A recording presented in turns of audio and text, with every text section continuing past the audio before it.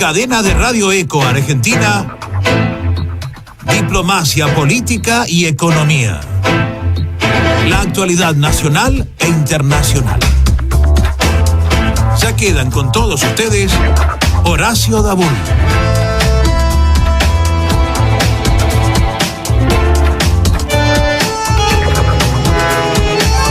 Centro Médico Especializado en Alergia Nasal. Director, profesor Dr. Miguel A. Lacour. Tratamiento integral combinado. Otorrino más alergia. Procedimientos no invasivos láser. Supera el deterioro estético causado por la rinitis alérgica. Revitaliza y rejuvenece el rostro del paciente alérgico. Perfecciona la cirugía plástica facial y la medicina estética anti-aging. Control del asma, el ronquido y la apnea del sueño de origen nasal. Brinda una superior calidad de vida con mejor estética facial. Centro Médico Especializado en Alergia Nasal. Avenida Santa Fe 1611, Buenos Aires. Teléfonos 4812-6122 o 5238-0045. Llegó Más Simple, una herramienta para que los más grandes disfruten de la tecnología. Van a poder leer las noticias, conectarse con sus familiares y amigos, jugar y muchas cosas más. No te quedes afuera y conseguila entrando en buenosaires.gov.ar/más simple o llamando al 147. Buenos Aires Ciudad. Vamos, Buenos Aires.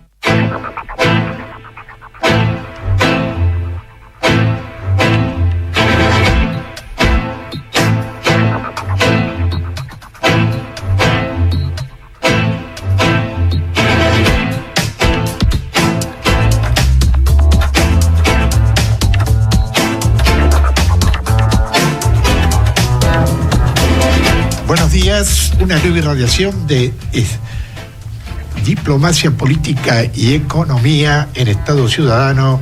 Estamos en AM 1220 Radio Cadena Eco. Los teléfonos 4325-1220. Para enviarnos un email, elfarodelsur@live.com.ar, y también nos pueden ver y escuchar en ecomedios.com. Bueno, hoy mi compañero realmente seguramente se habrá quedado atrapado como el martes pasado, ¿no? Porque las calles están interrumpidas, marchas, contramarchas, y a veces uno se pregunta, ¿no? No había un código sobre el temario de los cortes de calle, un protocolo, mejor dicho. Por eso hemos invitado al doctor hoy Kipper, que nos va a ilustrar en muchos aspectos, no solamente como dirigente y candidato a presidente de River Plate, sino también como jurista, para que realmente nos pueda ilustrar sobre estos temas. Bienvenido, doctor. Buen día, ¿cómo estás, Horacio? Muy bien, realmente un día gris, hay un tango, ¿no? Porque se decía que iba a llover hoy. Y ya estamos en el mes más peligroso para los adultos mayores, que es agosto. Sos joven todavía. Sí, no, pero viste que te dicen julio te prepara y agosto te manda a la B, como a la B me refiero. Yo que soy de Huracán, vos sabés que nos dice el ascensor, subimos y bajamos. Pero ahora, si Dios quiere, con nuestro presidente Alejandro Nadur, estamos en buen camino. ¿Qué te parece lo que está ocurriendo hoy en Argentina y básicamente en la ciudad de Buenos Aires, con lo que pasó ayer? Realmente me preocupa mucho. Bueno, obviamente hay una situación preocupante en muchos sentidos en la Argentina, fundamentalmente por el plano económico, inflación, bolsillos golpeados, salarios familiares que no alcanzan, y un gobierno que no atina en las medidas económicas a favorecer a las personas, a la gente, a las familias en sus gastos sociales y de supervivencia. Y esto genera un clima político preocupante y que sin duda va a intentar y es aprovechado por algunos sectores políticos. Claro, porque uno empieza a evaluar y yo me ubico nuevamente en diciembre. Digo, bueno, cambiemos. Tiene una estructura económica, me refiero como los dirigentes, formidable. Pero en la parte política son débiles en la Cámara de Diputados, de senadores. pero realmente me sorprendieron porque tienen más cintura política que soluciones a estos inconvenientes económicos, Daniel. Bueno, en la Cámara de Diputados y Senadores siempre es posible llegar a entendimiento porque son proclives al diálogo y a la negociación política, a la rosca política, muchos de los que participan. No se defienden muchas veces principios ni a la gente, sino intereses concretos, intereses individuales.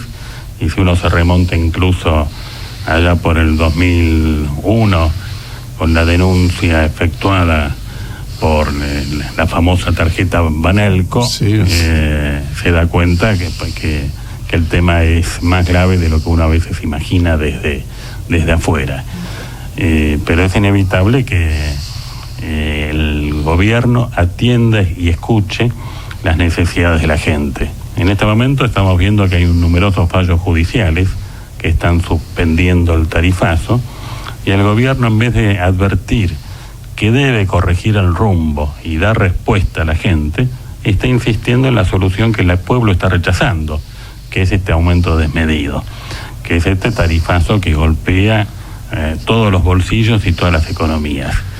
Y esto lo va a llevar a un callejón sin salida, ¿no? Porque de aplicarse este aumento y mantenerse niveles salariales como los actuales, obviamente la gente va a ser privada de atender necesidades básicas. El argumento es que no se puede subsidiar el consumo energético, pero la realidad muestra, y digo esto en base a un informe del Fondo Monetario Internacional y publicado una síntesis en un cuadro analítico por el periódico inglés The Guardian, es decir, alejado de la política local, que todo el mundo subsidia la energía en niveles muy importantes, desde Estados Unidos hasta los países europeos, porque es impagable muchas veces para la gente el consumo, el precio de la energía, el precio real de la energía. Sí, sí. Y es necesario generar condiciones de vida mínimas para todos. Y la energía hoy es tan importante como los medicamentos y los alimentos, que también están subiendo de valores y precios. No, por supuesto. Mira, yo realmente no soy experto en ese temario, pero escuchaba al presidente de Edenor y daba unos ejemplos. Que realmente este incremento que se tomó decisión del gobierno, tampoco llegaban a absorber los costos que ellos tenían. Ahora, ¿cuál es el problema más grave? Según él, ¿no? Volver a los precios anteriores le va a traer aparejado que no van a poder pagar los sueldos. Entonces, si no pagamos los sueldos y no estamos en una política de despido, yo lo que tengo temor que le empecemos a dar de vuelta a la maquinita de dinero mayor emisión. Ese es el preocupante, porque eso, en mi opinión, es lo que genera básicamente la inflación. Entonces, por un lado, veo que no hay articulación entre el Banco Central, el Ministro de Economía, todo el equipo económico, de sentarse en una mesa y fijar una política de Estado, porque eso me parece que va a ser beneficioso para todos nosotros. Ahora, el tema que también me preocupa es el tema social. Te doy un ejemplo. Yo recién vengo del Ministerio de Desarrollo Social de la ciudad, ¿cierto? Y había gente, me llamó la atención ver las puertas cerradas, pero un montón de personas reclamando alimentos, reclamando todo un temario. Mi pregunta es, ¿cierto? A corto plazo es muy difícil buscar todas esas soluciones, por dos motivos. Primero, porque la demanda, ¿cierto?, es mayor que la oferta. Segundo, que muchas de estas demandas son de provincia, pero todos vienen a la capital. Parece que la capital saldrá más por televisión, tiene más repercusión. Si uno busca la política de que cada zona, cada provincia, cada intendente maneje bien sus números, esto no debería de ocurrir. Y el otro tema más complicado es los jóvenes. Los jóvenes hoy realmente están expectantes de lo que pasa en la política. Como si fuese entrar en la política, tengo asegurado un dinero, ¿correcto? Sé que puedo hacer muchas diferencias si llego a ser legislador, diputado, lo que fuera. Y ahí me parece que empieza el problema. Uno siempre pensó que ser legislador o ser diputado era un poco un hecho patriótico, ¿cierto? Que recibían su retribución porque la contribución que le tiene que pagar al gobierno, esa dieta, me pareció bárbaro. Pero como dijiste vos, ¿cierto? Hoy, lamentablemente, están ocurriendo hechos que se bifurcan. Y te doy un ejemplo. No sé cuál es tu opinión de lo que pasó ayer con Eve de Bonafini. Bueno, varios temas. Y después te respondo al tema de Eve. Los números de Edenor no los conozco y nadie los conoce por una razón muy simple. No hubo audiencia pública, que es un requisito constitucional y es el mecanismo para informarnos a los ciudadanos cuáles son los números que se toman en cuenta a la hora de fijar una tarifa pública. Los números de Edenor, por otra parte, deben ser analizados en un marco global con el gobierno, y el gobierno eventualmente tiene que adoptar la decisión que muchos países han tomado, que es de subsidios a la energía. Y te paso algunos números porque estuve buscando, mientras charlabas, el cuadro que te comentaba publicado en un periódico inglés, con lo cual está totalmente alejado de la política nacional y en base a un informe del Fondo Monetario Internacional. Países como Arabia Saudita subsidia por cápita $3.395, Rusia $2.334, Estados Unidos $2.177, estoy hablando siempre por cápita, China $1.652, Corea del Sur $1.441, Canadá $1.263, Australia $1.259, Japón $1.240, Sudáfrica $845 y Alemania $684 por cabeza, es decir, por ciudadano. ¿Anual? Sí, ¿es subsidio o mensual? Es un subsidio que es el análisis por cápita que se hace en cada uno de estos países de manera anual, imagino. ¿Y Argentina aparece ahí? ¿No? Argentina, con $440, estaba en base al mismo análisis, es decir, en tiempos previos a este tarifazo. Lo que da cuenta que forma parte de un problema global y mundial el tema de la energía, que cada vez es más cara, cada vez es más escasa, cada vez contamina más la energía basada en los fósiles, y que la única política sustentable en esta materia va a ser tender a energías renovables, que la Argentina tiene por su estructura geográfica la posibilidad de aprovecharla, la energía renovable, desde los ríos que tenemos hasta el sol que tenemos, es decir, hay muchos caminos que deberíamos implementar y estamos bastante atrasados en esta materia. En verdad hablo del tema no por ser experto, sino por ser curioso, pero veo que en España, por ejemplo, se ha favorecido la instalación en las casas. Yo vivo en una casa y he analizado para instalarlo en la mía paneles solares, y en verdad el problema que tienen los paneles solares es el alto costo de las baterías. Entonces el sistema que se implementó en España, y también vi que se utiliza en México, es que uno instala en la casa paneles solares y en vez de descargar en baterías propias para tener la reserva acumulada en la casa, la envía al sistema energético con el cual está conectado. Entonces esa energía no es acumulada in situ, sino que es transmitida a la red social, y luego existe una cuenta en la cual se compensan los aportes de energía y el gasto de energía para emitir la factura final. Y este es un sistema que permite, por ejemplo, de una manera simple, ahorrar energía. Otra manera que también existe en el mundo es de esas viejas lámparas halógenas a las que estábamos acostumbrados, que gastaban 100, 90, en no sé cuántos watts, se pasó a las de bajo consumo, pero hoy en el mundo se está utilizando la lámpara LED, que gasta 10 veces menos que la lámpara de bajo consumo. Y aquí no existe una política ni de información ni de favorecer la utilización de este tipo de lámparas. O sea que me gustaría en el próximo número del Faro del Sur. Esto debería hablarlo un ingeniero y un experto en la materia. Yo soy abogado, pero me refiero a que vos tenés información que yo personalmente no la conocía, no soy experto en este temario, pero es muy bueno esto, informar. Porque uno de los temas que tiene el gobierno actual es la falta de información, ¿cierto? De las cosas buenas que está haciendo, las regulares también, y en unas malas. Yo me hice experto en la materia, voy a contar un tema personal por necesidad. Hace 4 o 5 años me llegó una factura de luz de unos 1.000 pesos, que era mucha plata en aquel momento. Sí. Dije, ¿qué está pasando? Y bueno, averigüé, me informé, cambié toda la factura, todo el sistema de iluminación en mi casa. La última factura me llegó de este mes, sí, en 500 pesos, que serían unos 1.000 pesos el bimestre, para compararlo con aquella factura, pero con la inflación que hubo en Argentina en estos últimos 4 o 5 años, advertirás que logré un ahorro enorme, ¿no? Por supuesto. Y obviamente me fue un gran esfuerzo personal porque no hay información. No hay información. Tenés que buscar en las redes sociales, y lo que debería haber es una política del Estado, porque si queremos ahorrar energía, que es cara y contamina, una de las maneras es favorecer que la gente tome las pequeñas medidas que están a su alcance. Hoy incluso es más barato comprar una tira LED para iluminar tu casa que comprar una lámpara común, esa de bajo consumo. Sí, sí.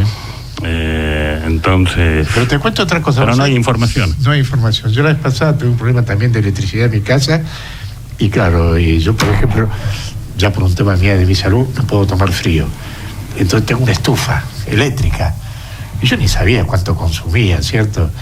Y te puedo asegurar que cuando escuché el consumo que tenía, me preocupé muchísimo.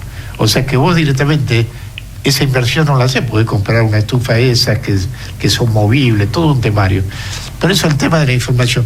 Vamos a seguir desarrollando ese tema, vamos a entrar con el tema de EVE, y vamos a presentar aquí a un joven realmente que es periodista también, ¿cierto? De un periódico que se denomina del diario Sirio-Libanés. Bienvenido, querido José. ¿Qué tal, Horacio? ¿Qué tal, doctor? Y a la audiencia también.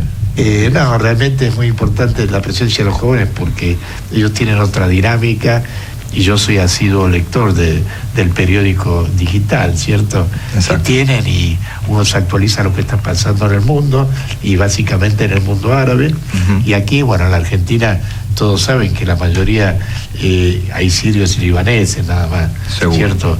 O sea, palestinos, de Arabia Saudita o de otros países árabes, es mínima la cantidad, es como si no existiese realmente.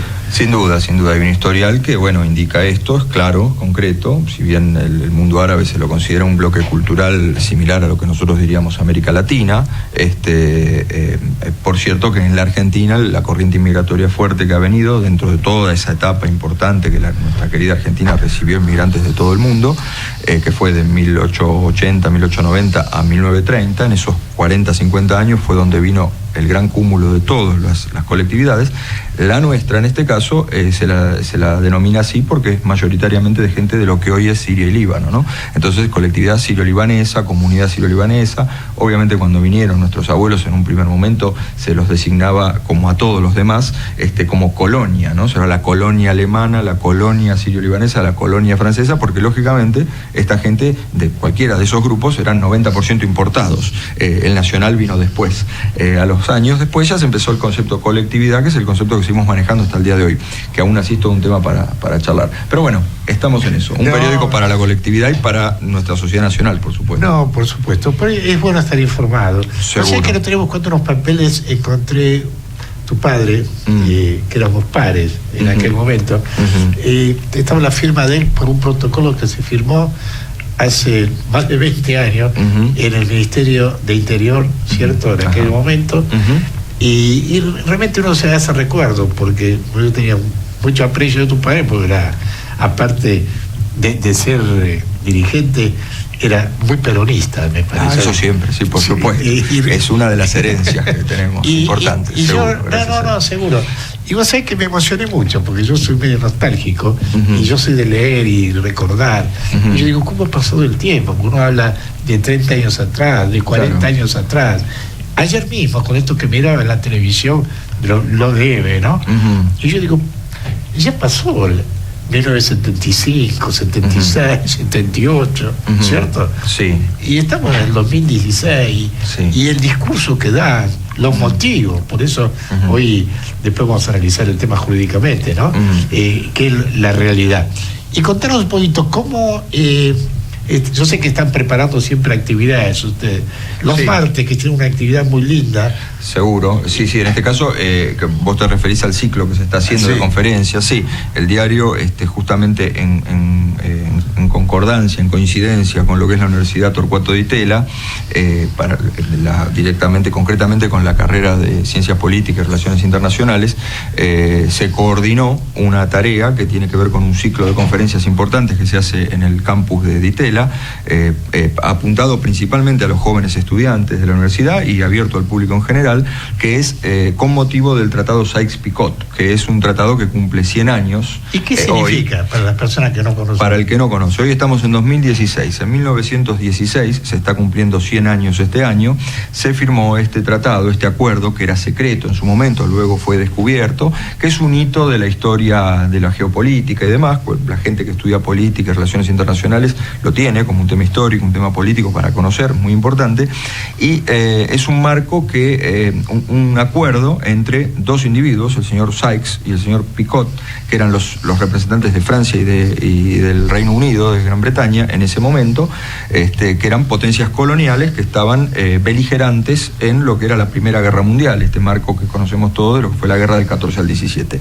Cuando ya estaba prácticamente resuelto que el bando de Turquía y Alemania perdía la guerra, el acuerdo y el trabajo que estaban haciendo estas potencias, llamémosla hoy occidentales, un concepto que en esa época no se hablaba, es nuevo, posterior, pero bueno, Francia e Inglaterra puntualmente, organizan y coordinan una manera de distribuirse luego los territorios de lo que hoy conocemos como el Medio Oriente.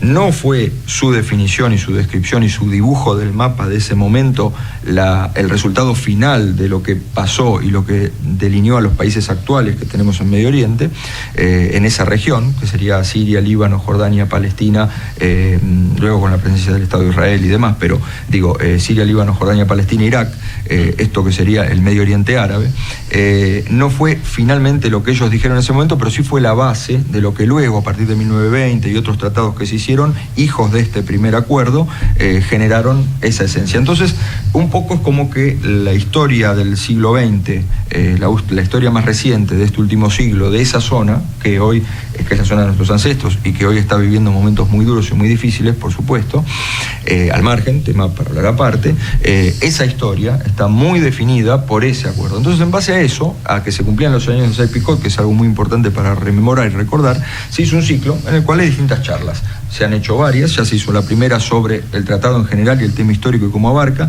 la segunda puntualmente sobre el tema de la República Árabe Siria, historia y actualidad.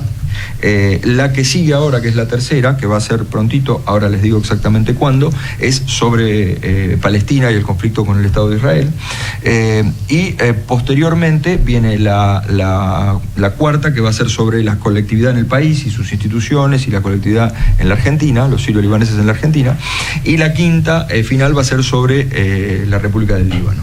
O sea que un poquito un calendario amplio que se hizo mensualmente. Ahora viene la próxima, entonces la tercera, como decía, sobre el tema Palestina puntualmente, que va a ser en el campus de Di Tella este miércoles 10, o sea, ahora miércoles 10 de agosto, el próximo, 4 o 5 días, a las 18:30, en el campus de la Universidad de Di Tella, que está en Figueroa Alcorta, frente a la cancha de River, conocido, Figueroa Alcorta a 2 cuadras de River, digamos, ¿no? Porque el doctor es candidato a presidente de River, así que debe conocerlo. Por ejemplo, el doctor anda siempre por ahí, de hecho anda él mucho más que yo. Está frente al estacionamiento de River. Exactamente, comparten incluso, creo, parte del estacionamiento, me parece, o tienen ahí. Yo me acuerdo cuando en un momento me encontraba, había una confitería, el Águila, está todavía, no sé por qué ya. Con otro nombre. Con otro nombre. Me recuerdo que era un lugar de almorzar y todo un temario.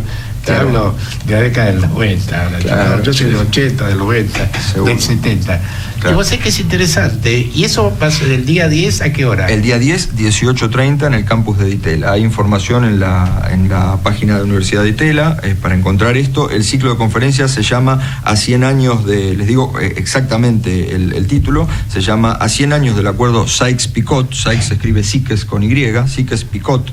Y este evento de este miércoles se va a llamar Conflicto israelí-palestino. Y es la Universidad Di Tella, que está en Figueroa Alcorta, Alcorta 7350, eso con precisión. No, está bien. 7350, Avenida Figueroa Alcorta, frente al estadio de River Plate. ¿Va a poner el embajador o va a poner otra persona? En este caso va a estar el embajador, va a haber, siempre se trata, cuando es un tema central como este caso, sí, de traer al diplomático de referencia. En este caso va a estar el embajador de Palestina, Hosni Abdelwahed, también va a estar el profesor de la Cátedra de Estudios Palestinos de la UBA, Saad Chedid, que también es el director de la editorial Canaan, y el editor en jefe de internacionales de Clarín, Marcelo Cantelmi, periodista, que también él trabaja mucho tema editorial y demás, y Medio Oriente, se lo ha invitado y ha accedido a participar también. Así que bueno, una linda mesa, interesante, como siempre se estila, el diario Ciudadanos lo va a estar cubriendo, y incluso el que no puede estar personalmente lo puede ver en vivo en el momento en nuestro canal de YouTube, que nosotros lo vamos a estar transmitiendo, y por supuesto, como siempre, cuenta con una mesa de preguntas posterior, la posibilidad del público de preguntarle y consultarle a los académicos y a los diplomáticos presentes. Tengo una pregunta porque a veces me queda en el aire. Sí. El otro día estaba con un amigo que lo veía un poco triste. Sí. Y le digo, Jorge, ¿qué te ocurre? Me dice, vos sabés que a mi hijo lo contrataron, aquel que una vez quisiste que jugara en Huracán, Ajá. hace años, era un tipo marangón, y esos chicos jovencitos, ¿cierto? Me dice, se fue a jugar a Chipre. Y le digo, a Chipre. Chipre en un momento también era desde el grupo arábigo. No, en su Chipre, momento, bueno, de alguna... siempre independiente. Pero te pregunto. Bueno, para conocer... Está frente a Turquía. Claro, para que la gente lo conozca, Chipre es una isla que está, digamos, podemos hablar del tema, uno lo conoce, no tiene cultura arábiga, sí. Lo que tiene es una fuerte influencia tanto de Turquía, porque esto viene de la época del Imperio Otomano y muchos siglos que estuvo dominando todo el Medio Oriente, y también esta isla que está entre Siria y Turquía, básicamente, y frente a Grecia también. Entonces, tiene un estatus complejo de debate político entre Turquía y Grecia actualmente. Entonces tiene media isla manejada por influencia griega y media isla por influencia turca. Pero pertenece, esto es muy interesante, geográficamente, como cuando nosotros debatimos nuestras Malvinas con Inglaterra o con cualquiera, cuando uno ve una estructura insular, es muy interesante geográfica, política, históricamente, analizar primeramente a dónde corresponde el lecho marino, a qué bloque de tierra pertenece la esencia bajo el agua de esa tierra. Y esta tierra tiene conexión con Siria directamente, con la Siria histórica, ¿no? Sí, es un tema para el debate y para la charla, pero ya es histórico. No, hay muchos temas para debatir. Vos sabés que uno a través de tantos años tiene muchos conocimientos.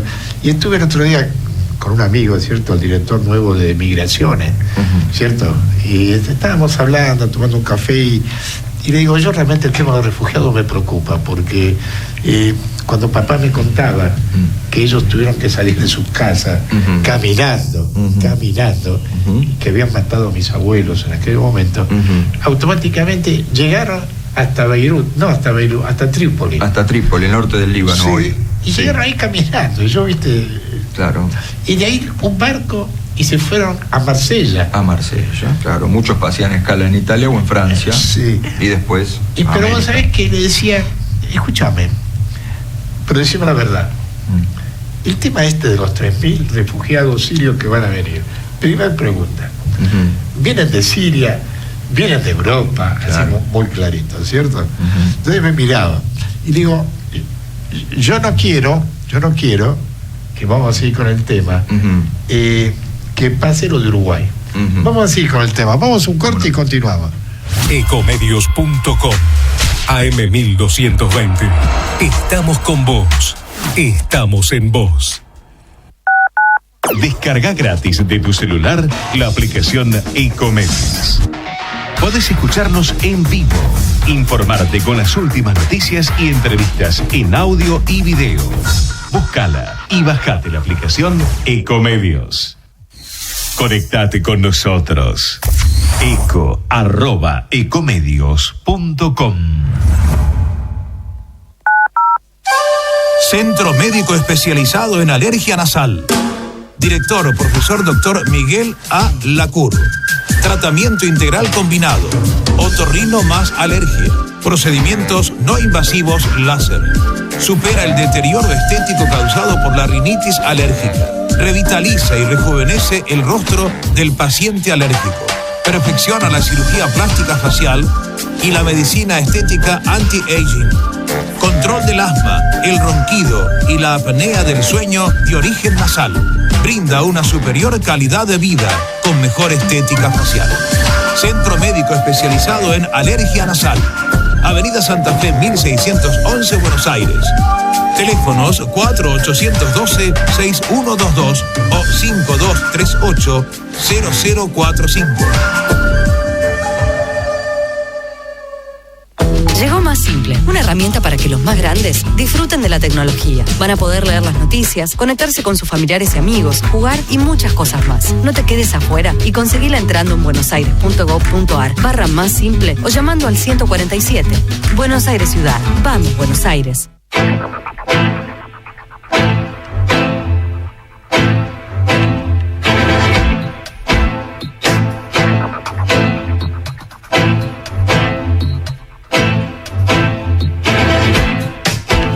Continuamos en Estado Ciudadano, Diplomacia Política y Economía, y el amigo hoy, Osvaldo, tampoco pudo llegar.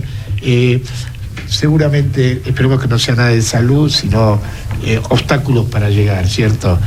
Y retomando un poquito el tema, así nos salimos, el tema de los refugiados, ¿cierto?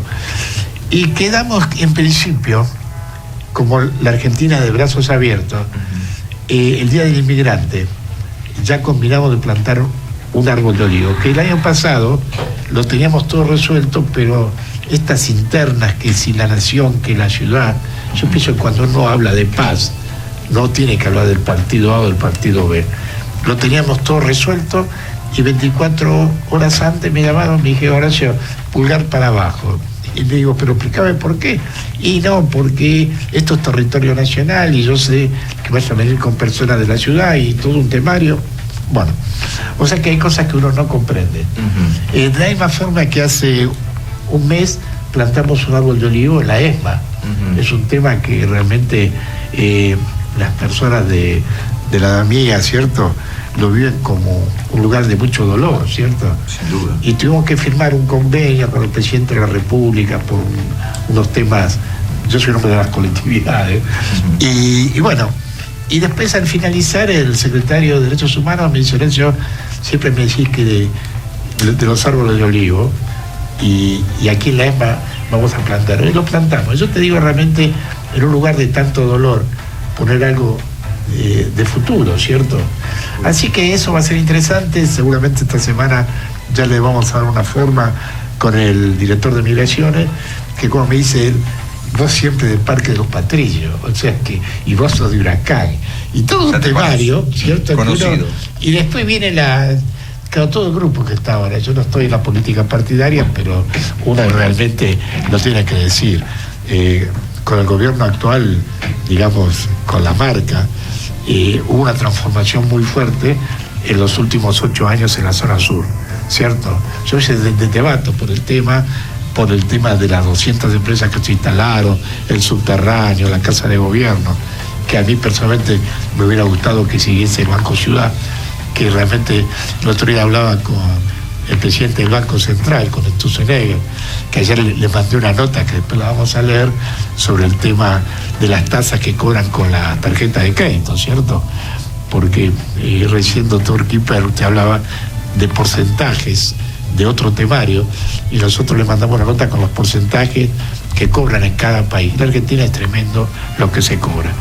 Y entonces me dice... Atenta contra la actividad productiva, las tasas, el nivel de tasas de interés. Y entonces me decía mi compañero, mi secretario general, me dice, Horacio, qué increíble que al único que le respondió de una federación, que estamos en toda la ciudad de Buenos Aires, la Federación de Comercio e Industria, y le digo, ¿sabes por qué? Porque dice Parque de los Patrillos, por eso no respondieron. Un poco en chiste y la verdad es esa. Porque los temas económicos están muy complejos y realmente me preocupa mucho si puede venir una ola de despido, el consumo se está achatando, los precios siguen creciendo. Entonces me parece que son temas que me doy cuenta en los supermercados, básicamente. Y lo que más me preocupa es el temario de los negocios minoristas, que es un tema realmente bastante complejo. No sé cómo lo ve usted, doctor. Con la misma preocupación que vos. Sí. Obviamente la actividad económica ha entrado en un parate, se ha paralizado en este último tiempo. Las cifras que se están manejando señalan una pérdida de actividad económica, el aumento de despidos. Después las cifras que uno maneja en su casa están marcando estos tarifazos que la justicia por el momento ha frenado. Y obviamente esto obliga a una reflexión por parte del gobierno y a corregir el rumbo, ¿no? Porque nosotros queremos que le vaya bien. Todos queremos que le vaya bien a la Argentina, y que el gobierno pueda implementar políticas exitosas para este objetivo. Pero uno no puede quedarse tampoco en silencio frente a los errores y a las necesidades de la gente, ¿no? Es necesario marcar que hay gente que hoy no puede, de aplicarse el tarifazo, pagar la luz, el gas, o los medicamentos o los alimentos. Y como ha cambiado el nivel de consumo de alimentos, también se advierte en nuestra población, ¿no? Es decir, cada vez se deja de lado los productos más onerosos que están siendo exportados y se está consumiendo lo más barato, ¿no? Que esto a veces atenta contra la salud de la población a largo plazo, con lo cual a veces es un ahorro mal entendido, ¿no? Yo, por ejemplo, a veces hago análisis en los últimos años y conozco de distintas áreas y me recuerdo la década del 80, si no me equivoco, cuando se lanzaban la segunda marca y tercer marca. Yo en ese momento era director de marketing de una empresa importante de deporte, de Puma, y un día le decía al director, al titular, le digo, tenemos que tener otra marca, porque si esta marca a la gente no llega, hay que poner una marca por debajo, independientemente que sea la misma materia prima, ¿cierto? Teniendo una marca internacional tenés que tener el royalty y todo este temario. Y hoy, y está pasando muchísimo en la cosmética, ¿cierto? Y hoy me doy cuenta en las góndolas, ¿cierto?, que la gente ya no va a las marcas importantes, porque han trepado de tal manera como si fuese un monopolio. Y el otro día escuché al presidente de una distribuidora muy grande de productos hablando durísimo con los supermercados. No le dejan entregar sus productos porque los precios deberían de bajar. Y ahí yo pienso que el Estado tiene que cumplir una función que no la está cumpliendo. O sea que, aparte, hoy no nos engañan con los porcentajes, ¿cierto?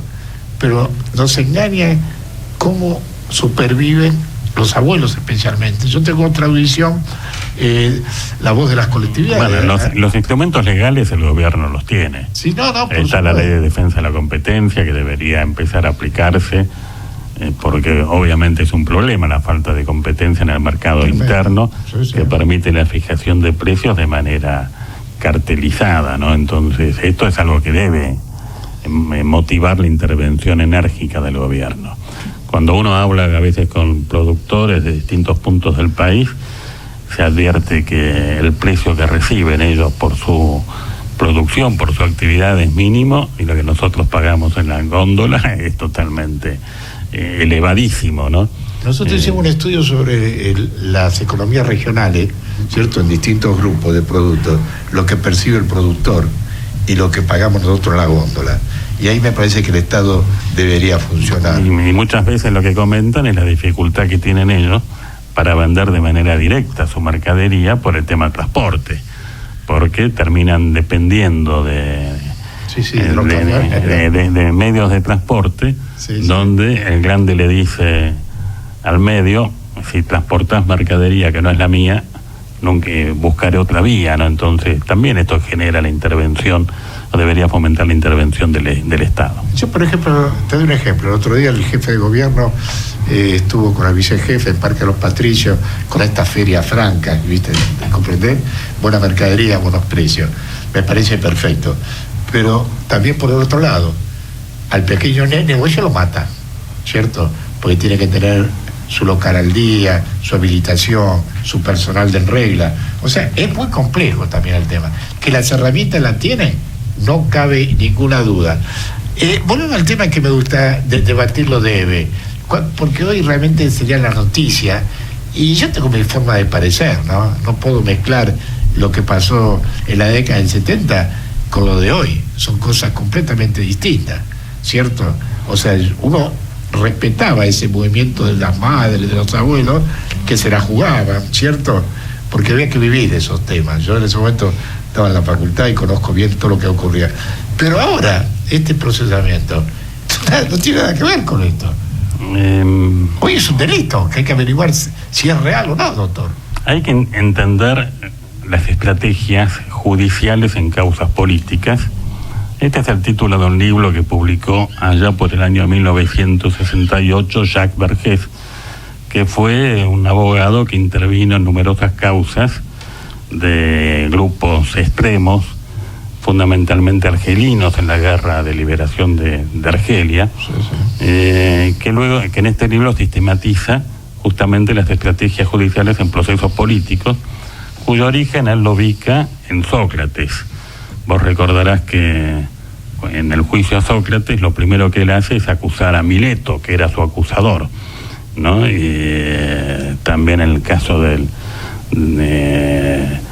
la historia hay numerosos casos donde se ha dado esta particularidad, Luis XVI en Francia, y que en general no hay beneficios desde el punto de vista jurídico, porque casi todos terminaron siendo condenados los que acuden a esta estrategia, pero pretenden básicamente instalar la causa política. Más recientemente podemos ubicar su origen de esta posición en una carta que escribió Lenin el 19 de enero de 1905. Él es consultado por quien era su secretaria, que estaba detenida en aquel momento junto con otros compañeros de causa, y establece justamente que había que negarle al tribunal autoridad moral para juzgarlo, y que había que utilizar el proceso judicial para expandir, difundir la idea, la causa que ellos tenían en aquel momento. Ubiquémonos en el año 1905, 12 años antes de la revolución bolchevique, en una sociedad muy convulsionada y con una justicia muy que generaba mucha desconfianza, de manera similar a la nuestra. Y lo que en verdad hace EVE no es nada nuevo bajo el sol. Está instalando, a partir de un proceso judicial cuyo mérito es harina de otro costal, está instalando la causa política que ella defiende. Y lo hace con coraje, porque seguramente va a ser detenida hoy, mañana, en los próximos días, pero será detenida porque el juez no tiene otro camino, y lo está haciendo con mucho coraje, y ha ganado este round, porque ayer y hoy de lo único que se habla es del tema EVE de Bonafini, y le ha servido a EVE y a quienes la acompañan de tribuna para expresar sus posiciones políticas, y lo hace en un marco favorable por la debilidad que hablábamos antes del gobierno en los temas que le preocupan a la gente, que son los temas económicos. Pero ¿sabes qué? Yo pienso, ¿no?, en voz alta, que las causas son distintas y no cabe ninguna duda. Por eso yo valorizo en aquella época, en la década del 70, que había que jugársela para hacer todo lo que hizo las madres, las abuelas. Pero ahora lo que uno tiene que ser objetivo en esto. Suponiendo esas personas de buena fe que han ayudado al expresidente Néstor Kirchner con un proyecto y una plataforma, y después de 12 años aparecen estos hechos, son de delito, no cabe ninguna duda, uno no puede encerrarse, tiene que ser objetivo. ¿Por qué? Hoy decimos que nos faltan escuelas, decimos que nos faltan medicamentos, nos faltan hospitales, ¿cierto? Y uno dice, ¿dónde está ese dinero? Entonces me parece que el ser humano, independientemente que tenga una ideología política, tiene que ser objetivo, porque la realidad, ¿cuál es hoy? Vemos tanto dinero que va y que viene y que nadie sabe realmente. Sí, pero los abogados no podemos razonar de esa manera. No, como ciudadano común. No, ya sé, pero yo aquí te respondo como abogado y en el marco de un proceso judicial. Primero, porque la responsabilidad penal siempre es una responsabilidad personal. Entonces, no podemos atribuirle al grupo de los que defienden una idea responsabilidad por los hechos individuales. Este es un partido que se puede jugar en el campo político. Sí. Es decir, todos robaron, todos son responsables, pero en el campo estrictamente judicial es necesario aportar pruebas que atribuyan responsabilidad personal. Que obviamente en una causa como esta, el juez debería tener elementos de prueba muy importantes y suficientes para haber tomado la decisión que adoptó de citar a Ebe de Bonafini, o es ingenuo el magistrado que desconocía la posible respuesta y estrategia que iba a utilizar Ebe de Bonafini, o tiene elementos muy sólidos. Sí, sí. Yo temo, por su pasividad en estas últimas horas, que quizás avanzó con elementos muy endebles, muy débiles, y se encuentra hoy en un callejón sin salida. No, estoy de porque acuerdo. si tuviera elementos sólidos, lo que yo haría en lugar del juez sería exponerlos públicamente a través de una resolución que uno fundamenta los motivos que tiene para procesar o para citar a declarar a Ebe de Bonafini, y pone ante la opinión pública el nivel de elementos de juicio que permiten adoptar esta decisión, y desarticula. Es decir, López no puede hacer lo mismo que Ebe de Bonafini, porque López está expuesto ante todos nosotros como que ha robado dinero. Sí, sí. En el caso de Ebe puede haber una sospecha generalizada desde el punto de vista político, pero desde el punto de vista judicial tiene que haber elementos concretos. Y si el juez los tiene, los debería exhibir, cosa que hasta ahora no ha hecho. Y dada la citación que en su momento formuló, está obligado también por el Código Procesal a ordenar por la fuerza pública que Ebe comparezca. Y esto es un callejón sin salida para el juez. Sí, pero hay que utilizar todas las herramientas que da la Constitución y que dan las leyes. Es un tema muy complejo, por eso a veces no hay objetividad. Pero también el gobierno actual piensa que todos esos votos que ha sacado son de él. Trato de ser objetivo, por eso prescindo de opinar sobre el fondo del tema en la causa Ebe, justamente para mantener una visión objetiva de por qué está haciendo esto y tratar de explicarlo.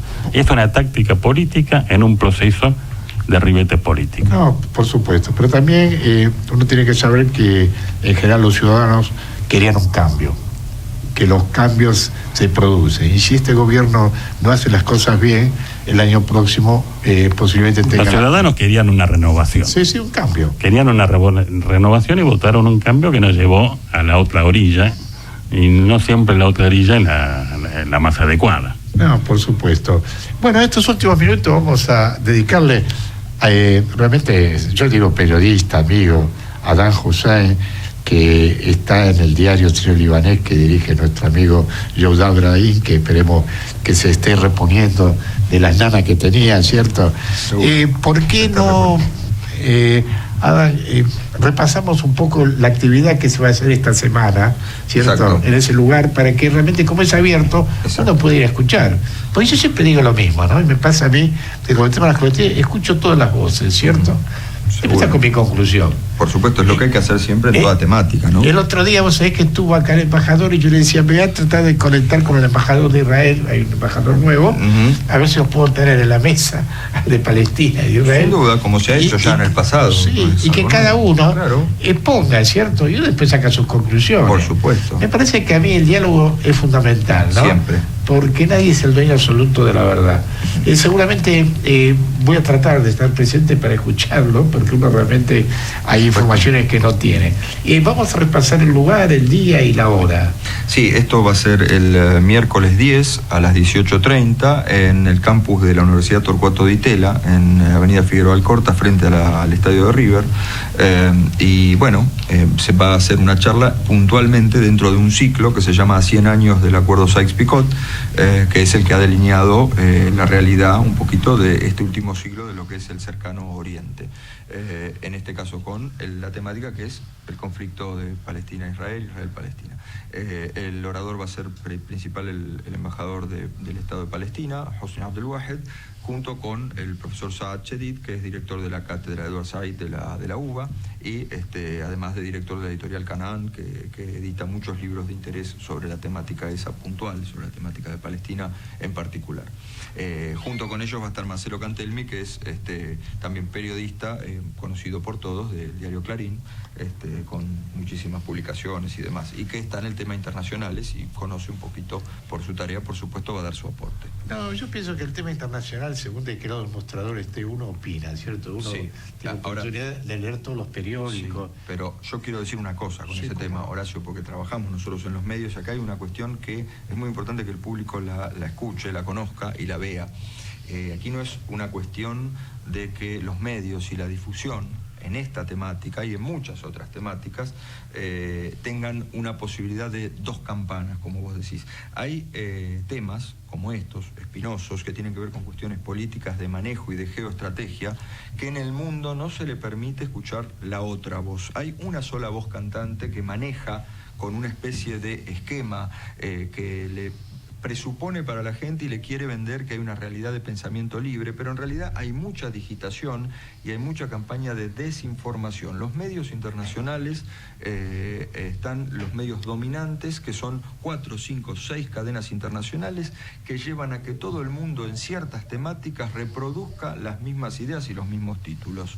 Por eso, te lo digo porque nos pasa a nosotros, a la hora de traer al castellano para nuestro público muchas informaciones que ni siquiera se han editado todavía en castellano, las tenemos que buscar en diarios en idioma inglés, francés, árabe, etcétera, ruso, hasta chino, no las encontrás en los medios occidentales, mucho menos latinoamericanos, que están más digitados todavía y que tienen un sesgo muy marcado que no permite ver la política internacional en líneas generales, y ciertas temáticas como la del mundo árabe y Oriente y demás, mucho menos, siempre manejadas por un poder que en este lado nosotros sabemos de qué lado del mundo estamos geográficamente, y es el que tiene la influencia en esto que es ese sistema desequilibrado y equilibrado, ¿no?, falsario que tenemos en la ONU, que es de un manejo de doble rasero con potencias dominantes, que finalmente el poder soberano de todos los países no vale por igual. Lo que tenemos que tratar de ver siempre en estos casos es a la persona y al hombre, porque más allá de su origen étnico, religioso, cultural,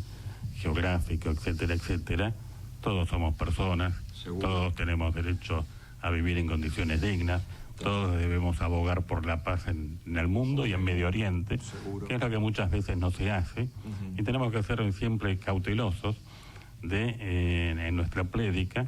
Obviamente uno tiene posiciones a veces tomadas en estos temas por la influencia personal de cada uno, pero de abogar por la paz y de ver a la persona, ¿no? Por eso nosotros... En la Argentina aquí tenemos un gran ejemplo de cómo las distintas colectividades conviven en armonía, y uno ve gente que pertenece a culturas que están enfrentadas en el mundo, que son amigos, conviven y participan en sinnúmero de actividades.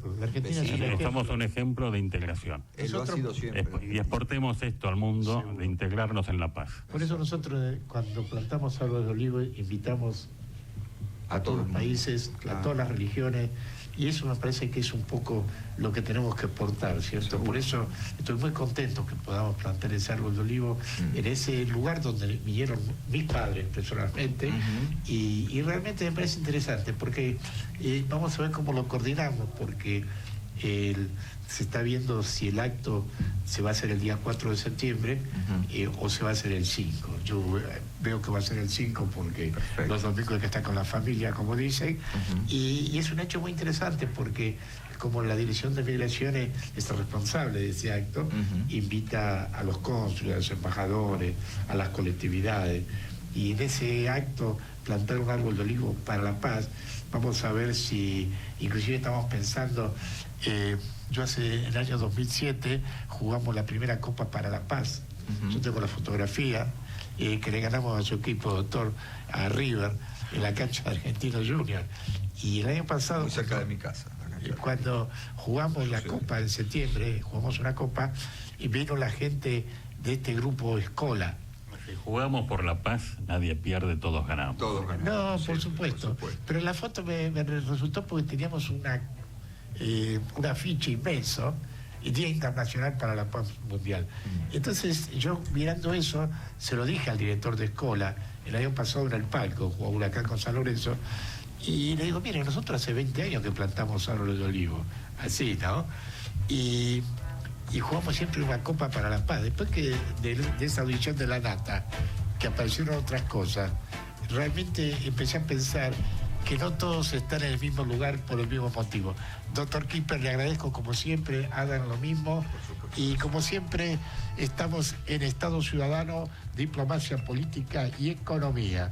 Un buen fin de semana a todos y que realmente aparezca el sol. Les saluda Horacio Dabul.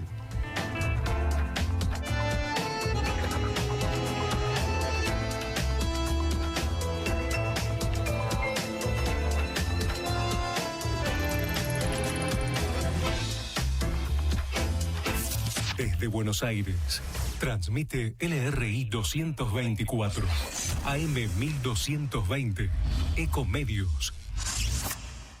Descarga gratis de tu celular la aplicación Ecomedios.